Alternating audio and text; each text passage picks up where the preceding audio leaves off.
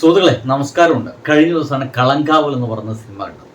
ഈ സിനിമ കാണാൻ പോകുന്ന ആളുകൂടെ ഞാൻ ആദ്യമേ പറയട്ടെ, ഈ സിനിമയിൽ ഒരു പാട്ടുണ്ട്. ആ പാട്ട് ഇങ്ങനെയാണ്.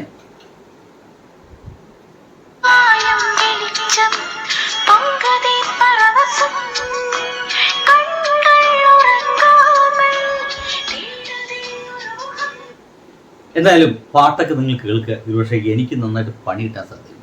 അതുകൊണ്ട് ആ പാട്ട് ഞാൻ മുഴുവൻ പറയുന്നില്ല. നിങ്ങൾ ഈ പാട്ട് കേൾക്കണം. എന്ന് വെച്ച് കഴിഞ്ഞാൽ സിനിമ തുടങ്ങുന്ന നിമിഷം മുതൽ ആ പാട്ട് എവിടേക്കാണ് പ്ലേസ് ചെയ്തിട്ടുള്ളത് അത് നിങ്ങൾ കൃത്യമായിട്ട് വാച്ച് ചെയ്യണമെന്ന് തന്നെ പറയുന്നു. ഒരു കാര്യം കൂടി ഉണ്ട്, സിനിമ തുടങ്ങിയിട്ട് നിങ്ങൾ ആ ടാക്കീസിലേക്ക് കയറുകയാണെങ്കിൽ നിങ്ങൾ ആ സിനിമ കാണാൻ പോകരുത്. തുടക്കം മുതൽ തന്നെ സിനിമയുടെ ആദ്യ നിമിഷം മുതൽ തന്നെ നല്ല തിയേറ്ററിലേക്ക്, ഒച്ചവും ബഹളവും ഉണ്ടാക്കാത്ത നല്ല കാഴ്ചക്കാരുള്ള തിയേറ്ററിലേക്ക് ഈ സിനിമ നിങ്ങൾ കാണാൻ പോകണമെന്ന് തന്നെ പറയുന്നു. എൻ്റെ സുഹൃത്തുക്കളെ, ഒരൊറ്റ ചോദ്യമേ ഞാൻ രണ്ടാമതായിട്ട് ചോദിക്കുന്നുള്ളൂ. മമ്മൂട്ടി അല്ലാതെ വേറെ ആര് എന്നുള്ളതാണ് എനിക്ക് തോന്നിപ്പോയത്. മമ്മൂട്ടി അല്ലാതെ വേറെ ആര്? ഇന്ത്യൻ സിനിമയിൽ ഒരു നായക നടനും ഒരു സൂപ്പർ സ്റ്റാറും ഏറ്റെടുക്കാത്ത ഒരു വേഷമാണ് മമ്മൂട്ടി എന്ന് പറയുന്ന ഈ ഒരു മനുഷ്യനെ ഏറ്റെടുത്തുള്ളത്. തീർച്ചയാണ് നമ്മുടെ ഇന്ത്യൻ സിനിമയിലെ ഏറ്റവും വലിയ വലിയ വലിയ ഗംഭീരം പഹയന്മാരെ മുഴുവൻ എടുത്തോളൂ. രജനീകാന്തിനെയോ കമൽഹാസനെയോ വിജയിനെയോ ഒക്കെ ഇങ്ങനെയുള്ള വലിയ വലിയ നടന്മാരെ മുഴുവൻ നിങ്ങൾ എടുത്തോളൂ, മോഹൻലാൽ അടക്കമുള്ള എടുത്തോളൂ. ഇങ്ങനത്തെ ഒരു നെഗറ്റീവ് കഥാപാത്രത്തെ ഒരു കാരണവശാലും ഒരു നടനും എടുത്ത് ഉപയോഗിക്കില്ല. കാരണം സിനിമ ഇറങ്ങുമ്പോൾ നമ്മൾ വെറുത്തു പോകും. എന്തിനേറെ നമ്മുടെയൊക്കെ നായക നടന്മാര് കൊല്ലപ്പെടുന്ന ഒരു സിനിമ ഉണ്ടെന്ന് വിചാരിക്കുക. സിനിമയിൽ കൊല്ലപ്പെടുന്ന ആരെങ്കിലൊക്കെ അടിച്ചു കൊല്ലപ്പെടുന്ന ഒരു സിനിമ ഉണ്ട് വിചാരിക്കുക.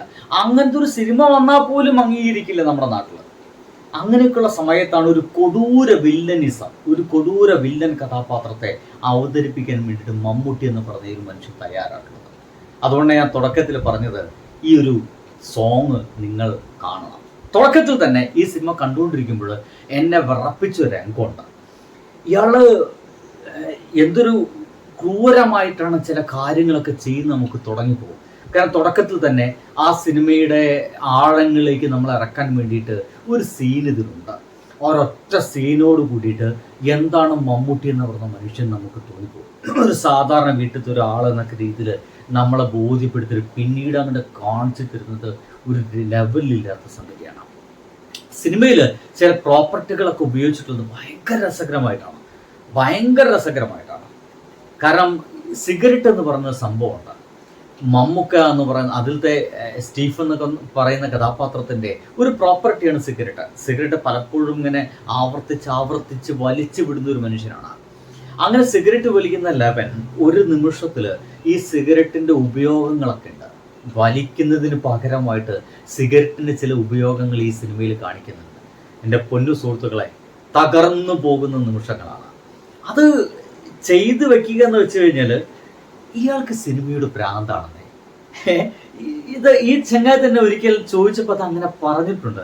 ആ ഒരു സീൻ എവിടെ എന്നുള്ളതാണ്. എവിടെ നോക്കട്ടെ, ബ്രഹ്മയോഗം എടുത്ത് നോക്കട്ടെ. ഇതിലൊന്നും നായകനല്ല, ഇതിലെല്ലാം വില്ലനാണ്. എവിടുന്ന് കിട്ടിയ ധൈര്യമില്ല നമുക്ക്. അങ്ങനെ ധൈര്യപ്പെട്ട് ചെയ്യുന്ന കാര്യങ്ങളല്ലേ ഇതൊക്കെ, ആഗ്രഹം കൊണ്ട് ചെയ്യുന്നത്. എപ്പോഴും I don't want to ignore the actor. അയാൾക്കൊരു പൊസിഷൻ, ഒരു സ്ഥാനം ഉണ്ടാവണം. He should be properly fit. അതാണ് ആക്ടറുടെ ഒരു ദാഹം എന്നൊക്കെ പറയില്ലേ. മനസ്സിലായില്ലേ? ഒരു ആക്ടറുടെ ദാഹം എന്ന് പറയില്ലേ. നമുക്ക് 10-74 വയസ്സായി ചെങ്ങാതിക്ക് ഇനി വലിയ ആഗ്രഹമൊന്നുമില്ല. ആഗ്രഹങ്ങൾ ഉള്ളത് എന്താ വെച്ച് കഴിഞ്ഞാൽ ഏറ്റവും ഗംഭീരമായിട്ടുള്ള വേഷങ്ങൾ ചെയ്യുക. മമ്മൂട്ടിയുടെ ആഗ്രഹമല്ല. മമ്മൂട്ടി എന്ന് പറയുന്ന ആ മനുഷ്യൻ്റെ ഉള്ളിലെ ഒരു നടനില്ലേ, ഒരു സാധാരണ നടൻ. ആ നടന് കുറേ ആഗ്രഹങ്ങളുണ്ട്. ചില സിനിമകളൊക്കെ ചെയ്യണമെന്ന് അപാരമായിട്ടുള്ള ആഗ്രഹമുണ്ട്. ആ ആഗ്രഹ പൂർത്തീകരണത്തിന് വേണ്ടി മാത്രമായിട്ട് ഇറങ്ങി തിരിച്ചിരിക്കുന്ന മനുഷ്യനാണ് മമ്മൂട്ടി എന്ന് പറയുന്ന ഈ ഒരു ചെങ്ങാതി. ഞാൻ ഇങ്ങനെയൊക്കെ പറയുന്നത്, ഈ ചെങ്ങാതിയുടെ ഈ ഒരു സിനിമയിൽ ഒരു അതിഗംഭീര നായകനായിട്ട് വരുന്നത് നമ്മുടെ വിനായകൻ ചേട്ടനാണ്. ഒരു പെർഫെക്റ്റ് കാസ്റ്റിംഗ് എന്നൊക്കെ പറയും. ഒരു ഒതുക്കി ചെയ്യുക എന്നൊക്കെ പറയില്ലേ, ഒരു വേഷത്തെ ഒതുക്കി ചെയ്യുക. അധികം ഒന്ന് എക്സ്പ്ലോർ ഇല്ലാതെ, പോലീസ് വേഷത്തിലല്ലാതെ ഒരു സിവിൽ വേഷത്തിൽ വരുന്ന ഒരു പോലീസുകാരൻ ആ ഒരു വേഷത്തെ, ആ ഒരു കഥാപാത്രത്തെ ഒതുക്കി ചെയ്യുന്നൊരു പരിപാടി ഉണ്ടല്ലോ, അതങ്ങനെ ഒതുക്കി ചെയ്ത് ക്ലൈമാക്സിലേക്ക് എത്തുന്ന സമയത്ത് വിനായകൻ ചേട്ടൻ്റെ ഒരു പൊട്ടലുണ്ട്. വിനായകൻ ചേട്ടൻ്റെ ഒരു കസേരയുള്ള ഒരു ഇരിപ്പുണ്ട്. എൻ്റെ പൊന്നു സുഹൃത്തുക്കളെ, പൊളി. ആ നിമിഷത്തിൽ നിങ്ങൾ കൈയടിക്കുമെന്നുള്ളത് 2 നിമിഷത്തിലായിരിക്കും ചിലപ്പോൾ നിങ്ങളെ മതി മറന്ന് കൈയടിക്കില്ല. ഒന്ന് തുടക്കത്തിൽ തന്നെ മമ്മൂട്ടിയുടെ ഒരു ആക്ടിങ് ഉണ്ട് ഈ പാട്ടും വെച്ചിട്ട്. ആ ഒരു നിമിഷത്തിൽ നിങ്ങൾ കൈയടിക്കും എന്നുള്ള കാര്യത്തിൽ ഒരു സംശയമില്ല. പിന്നീട് ഒന്ന് അവസാനമാണ്. അത് മമ്മൂട്ടിക്ക് വേണ്ടിയിട്ടല്ല കൈയടിക്കുന്നത്, അത് വിനായകൻ ചേട്ടന് വേണ്ടിയിട്ടായിരിക്കും. 100% നിങ്ങൾ ആ നിമിഷത്തിൽ മമ്മൂട്ടി എന്ന് പറയുന്ന ഒരു മനുഷ്യനെ മറന്നു പോകും. ഒന്നുകൂടി പറഞ്ഞുതരാം, നിങ്ങൾക്ക് മമ്മൂട്ടിയുടെ ഒരു ലാഞ്ചന പോലും, ഒരു നിഴൽ പോലും ഈ സിനിമയിൽ നിങ്ങൾക്ക് എവിടെയും കാണാൻ സാധിക്കില്ല. ഒരു പക്ഷേ മമ്മൂക്ക തന്നെ പലപ്പോഴും പറയാറുള്ള പോലെ അയാളായിട്ടല്ല അഭിനയിക്കുന്നത്. ഏത് കഥാപാത്രത്തെയാണോ തനിക്ക് അഭിനയിക്കേണ്ടത് അതായിട്ട് ഈ ചെങ്ങാതി മാറും. ആ ഒരു മാനറിസത്തിലേക്ക് അയാൾ മാറും. ഇയാളെ ചില മാനറിസങ്ങളൊക്കെ സോ ഇൻട്രസ്റ്റിംഗ്. അയാളെ കണ്ണുകൾ, ചുണ്ടുപിടുത്തങ്ങൾ, സിഗരറ്റ് വലിക്കുന്ന രീതികൾ, പാട്ട് വയ്ക്കുന്ന സന്ദർഭങ്ങളൊക്കെ ഭയങ്കര രസകരമാണ്. ആ രസകരമായ നിമിഷങ്ങളൊക്കെ എൻ്റെ പൊന്നു സുഹൃത്തുക്കളെ ആസ്വദിക്കണമെങ്കിൽ നല്ല തിയേറ്ററിൽ നിങ്ങൾ പോയിരുന്ന് കാണുക തന്നെ വേണം. എന്തൊക്കെയായാലും എന്നെ ഭയങ്കരമായിട്ട് സന്തോഷിപ്പിച്ചൊരു വേഷം എന്നൊക്കെ പറയേണ്ടി വരും. കാരണം എച്ചത് ചെങ്ങാതിയാണെന്നേ. ഇയാൾ നമ്മളൊക്കെ പലപ്പോഴും പറയുന്ന പോലെ ഇയാളൊരു നടനാണ്, മഹാനടൻ എന്നൊക്കെ ഇയാളെ വിളിക്കുന്നത് ഇയാൾക്ക് തന്നെ ഇഷ്ടമല്ല. നമ്മളൊക്കെ ഇനി വിളിക്കേണ്ടത് നടൻ. എന്തായിരിക്കണം ഒരു നടനം എന്നുള്ളത് ഈ ഒരു ചെങ്ങാതി കണ്ടുപിടിക്കണം. അത് കേരളത്തിലെ എനിക്ക് തോന്നുന്നു കേരളത്തിലെ മറ്റു നടന്മാർക്ക് ഇയാൾ ഒരു വെല്ലുവിളിയാണ്.